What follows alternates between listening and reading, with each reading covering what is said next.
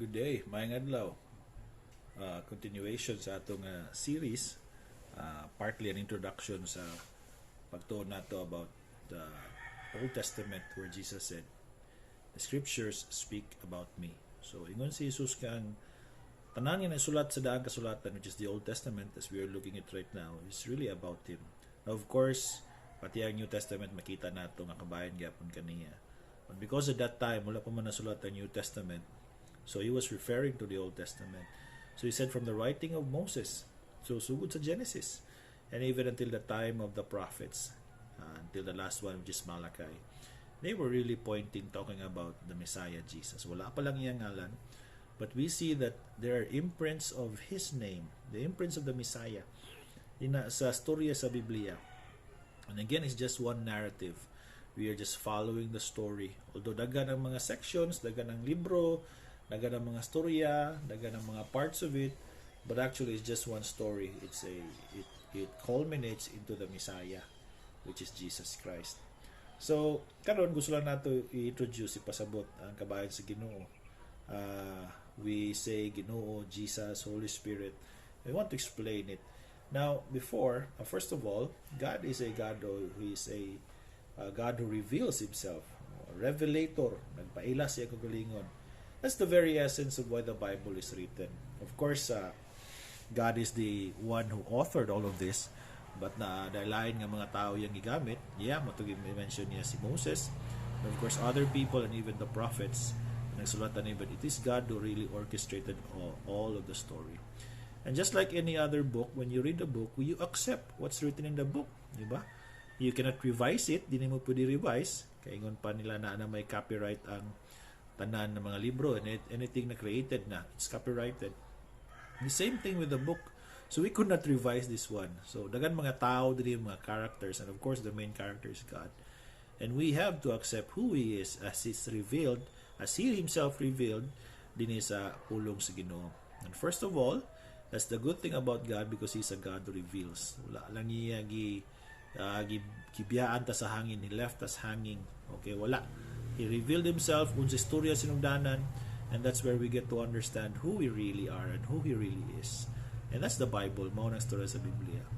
Second thing is that He is a powerful God. In fact, He is very powerful.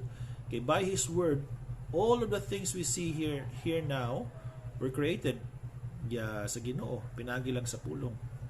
Moingon ta, is there somebody, human, nga by His word makabuhat na siya sa unsay gusto niya? Moingon siya, kahoy, bukid, dagat, separate ang kangit-ngit sa kahayag. Wala, it's only God Himself.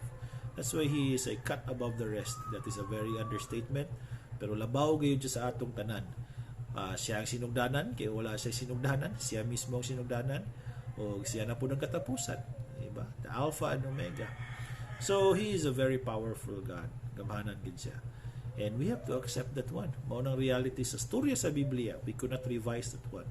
And third thing, quite technical, that's why we keep saying God, Jesus, the Son, and Holy Spirit, because God is a God, He is one. There's only one God, but it seems there are three persons in the Godhead. That's the Father, the Son, and the Holy Spirit.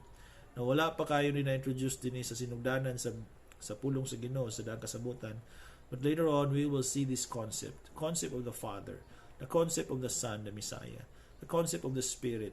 Okay, not really the concept, but the truth about it. So mugawas ni siya. And the good thing about the Bible is that all of these truths are imprinted in the stories. So dili ka mo kaingon nga sa isa lang ka instance makita nimo na tanan. Of course naay mga pananana, but all over the Bible, all over the narrative from Genesis, Exodus until the prophets, and even in the New Testaments, the imprints of God as the Father, the Son, and the Holy Spirit is there. So mao na itong makita.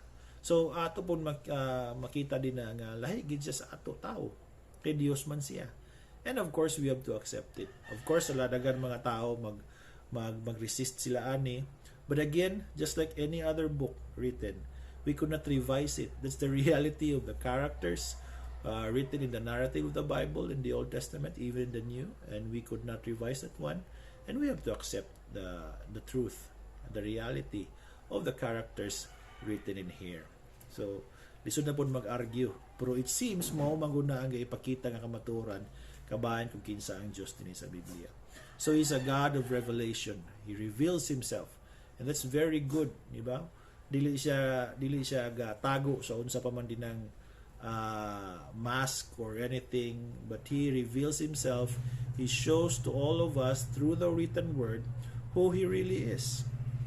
Okay? And we will see who He really is gidya din sa storya.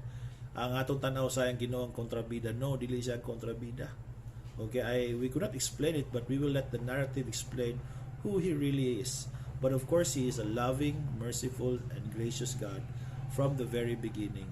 Usa gali sa paghimo niya sa tao, iskutan na to gamay, is that He created everything by His word. Pulong lang niya, light, darkness, water, ocean, sea, trees, plants, animals, all by His word.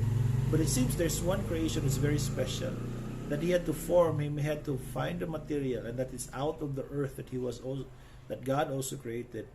And He formed man out of the ground, out of the dust, and He formed it, and into breath into His nostrils, His respiratory system, life. Okay? And that's very amazing. The question is, why would He make man? But because, going back sa history, there's one God but three persons. The word used in the beginning was, let us make man. So, us man good. So, out of the relationship there in the Trinity, there is an agreement that we have to make man, and we have to make man somehow in our image. Now, I don't know if the image is talking about ang facial image, but actually it's more of the intellect to understand who God is, the emotions to relate to Him, okay, and the choice or the will to decide. And we are created in His own image because of those things: intellect, emotion, and choice.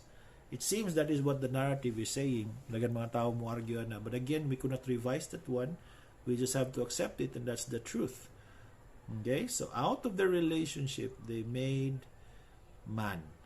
Okay, and we know that man is cut above the rest from all creation. He is special. And also out of man himself, or very special, He also created woman. Okay, out of tadyang, sa rib. He formed woman, and then He became co-equal, a partner of man, because that is just one thing that God saw, that it's not really good because He is alone. Then after that, He said everything is perfect now. It's good. And that's why He rested. And we have to take note of that, because all of the work was done by God. Okay? Even in this few verses or sentences in the beginning of Genesis in the Bible, it tells us that all the work was done by God. Man had no participation. Actually, he was part of it, okay, of the creation. He was part of the work. And then, very interesting, after God ceased from work, He then rested. And that is the nature of God. He is the one at work from the very beginning. He makes his work very good, and then He completes it, He finishes it, and then He rests. Pahulay siya. He introduced the idea of rest on the seventh day. Because sixth day, He created everything by His word, and from out of the ground, man, and from man, the rib of the man, He made woman. And it was beautiful. Okay? It was ideal. It was perfection. And that's why He rested. Pahulay siya. So, that's who God is, and that's the very beginning. And we understand that He Himself is the beginning. But He reveals Himself, despite that He is God. Nataas siya sa ato, but because of the relationship in the Godhead, they made man, and we are in His own image, with intellect, with emotions to relate, and a choice. And then we see that He is very powerful out of all these things. So, that's the very beginning here in Genesis. It's just a background to where we could lay on other stories, other in the narrative.